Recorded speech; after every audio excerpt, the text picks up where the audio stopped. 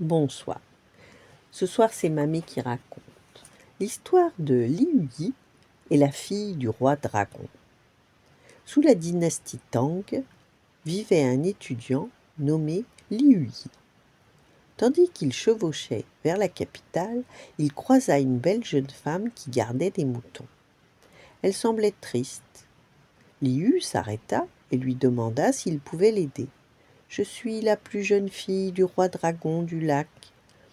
Mes parents m'ont mariée au fils du fleuve Yong, mais mon mari m'abandonne et me traite avec mépris, lui confia-t-elle. Elle lui demanda alors s'il pouvait apporter une lettre à son père, le roi dragon. Liu Yi accepta et se rendit au lac. Alors qu'il venait d'arriver sur place, un homme sortit des vagues et l'entraîna au fond du lac où se trouvait le palais du roi dragon. La porte s'ouvrit, le roi apparut et Liu Yi s'agenouilla devant lui. Il raconta au roi sa rencontre avec la jeune femme qu'il avait chargée de la lettre et la lui remit. Le roi l'ouvrit, la lut et il se mit à pleurer en découvrant le malheur de sa fille chérie. Lorsque Xiangtang, le frère cadet du roi, apprit la nouvelle, il surgit dans un fracas de tonnerre, puis disparut en un éclair pour voler au secours de sa nièce. Liu Yi eut peur, mais le roi le rassura. Un peu plus tard, un groupe de femmes entra. Liu remarqua la dernière du groupe qui était la plus belle. Il reconnut alors en elle la jeune femme qui lui avait donné la lettre. C'était la fille du roi. « Voilà la prisonnière du fleuve Yong, dit le roi dragon en l'embrassant sa fille. Puis entra un homme de haute taille. C'était Xiangtang. Il remercia Liu de tout ce qu'il avait fait pour sauver sa nièce, et se tournant vers son frère le roi, Xiangtang raconta son périple. « Je suis allé au fleuve Yong, et nous avons livré plusieurs batailles. Nous avons tué 6000 personnes, dévasté des hectares de culture, et j'ai dévoré ce traître de gendre.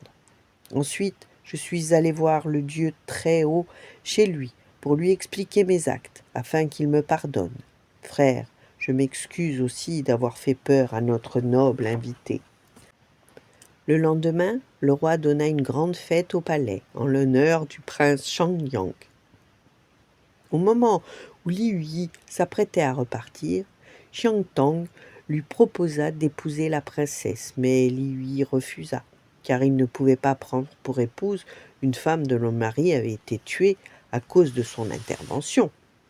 Pourtant, le lendemain, c'est à regret qu'il quitta la princesse dragon et rentra chez lui.